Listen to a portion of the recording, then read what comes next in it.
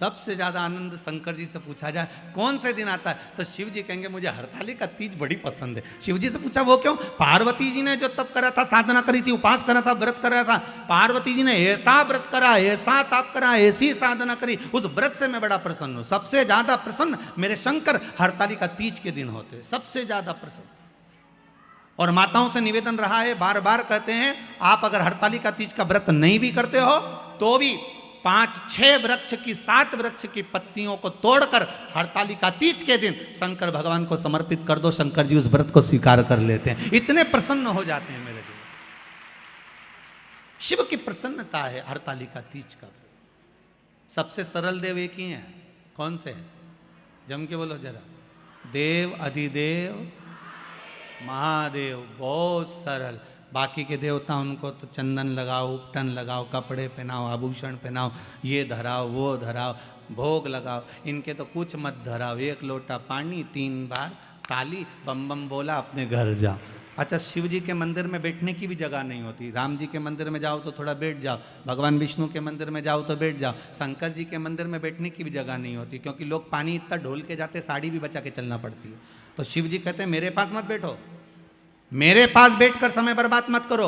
मेरा ओघड़दानी, मेरा महादेव, देव अधिदेव महादेव कहते हैं, मैं जिसकी आराधना में लगा हूं, शंकर राम की आराधना करते हैं, राम शंकर की आराधना करते हैं। आपसे भी शिव जी कहते हैं आप भी उसकी आराधना में डूब जाओ, समय बर्बाद मत करो। ये समय बड़ा कीमती है, क्यों इसको छोड़ रहे हो, क्यों इसको बर्बाद करो? नारद जी पहुंचे भगवान विष्णु के यहां। भगवान विष्णु से देव ऋषि नारद ने जाकर कहा, श्रीमन नारायण। भगवान विष्णु ने एक बार भी नारद जी से नहीं कहा कि बैठो, क्योंकि शंकर जी ने बैठने का कहा था तो नहीं बैठे थे, तो भगवान विष्णु क्यों बोले कि बैठो? नारद जी ने जाते से ही कहा, प्रभु मैं नारद। भगवान कहते मैं जानता हूं, जिस कामदेव को भगवान ने नहीं जीता, देवाधिदेव महादेव ने नहीं जीता, उस कामदेव को देव ऋषि नारद ने जीता। आपको मालूम है? भगवान विष्णु की आंखों से जल बहने लगा, नारायण रोने लगे। नारायण को लगा कि ये तो डूबा, मुझे भी डुबा दिया, क्योंकि शास्त्र कहता है निंदा करने वाला और निंदा सुनने वाला, इन दोनों में महापापी कौन होता है? सुनने वाला। निंदा कर रहे थे नारद, सुन रहे थे भगवान विष्णु, तो महापापियों की गिनती में नारायण को भी आना पड़ा और रो पड़े। लक्ष्मी जी पास में खड़ी थी। माता लक्ष्मी ने पूछा, नाथ क्यों रो रहे हो? भगवान कह रहे हैं, इस देवऋषि नारद ने मुझे महापापियों की गिनती में खड़ा कर दिया। क्यों? निंदा करिए नारद जी ने भगवान शंकर की, सबकी निंदा करते चल जाता, पर देवाधिदेव महादेव की निंदा सहन नहीं होती। जिसने दुनिया को केवल दिया है, उससे लिया नहीं, तो उसकी निंदा कैसे सुन सकते? उसकी निंदा कैसे सुने? प्रभु तो रो क्यों रहे हो? भगवान ने कहा, देव ऋषि नारद ने निंदा करी। शंकर जी की निंदा करने वाला, भगवान की निंदा करने वाला पशु का मुख लगता है, और निंदा सुनने वाले को भी पशु का मुख लगता है।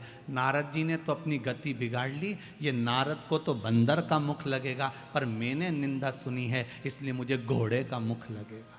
भगवान विष्णु का एक अवतार हुआ, हयग्रीव अवतार, जिसमें भगवान को घोड़े का मुख लगा कि नहीं लगा? घोड़े का मुख, मुझे घोड़े का मुख लगेगा, और वो देवऋषि नारद के कारण लग रहा है। ये देवऋषि नारद के चक्कर में लग रहा है, ये घोड़े का मुख। रो रहे हैं भगवान। भगवान देवऋषि नारद से बोले, नारद जी आपने कामदेव को जीता, मानते हैं, पर आपके ये शब्द नहीं निकलना थे कि आपने शंकर भगवान जिस कामदेव को नहीं जीते उसको हमने जीता है। आपने ये क्यों बोला? आपको ये नहीं बोलना था। आपने ये बोला, ये श्रेष्ठ नहीं है। आप ये बोले हो, ये श्रेष्ठता नहीं है। महाराज ये गलत आपने संबोधन कर दिया, ये संबोधन श्रेष्ठ नहीं महाराज। और जब सुना,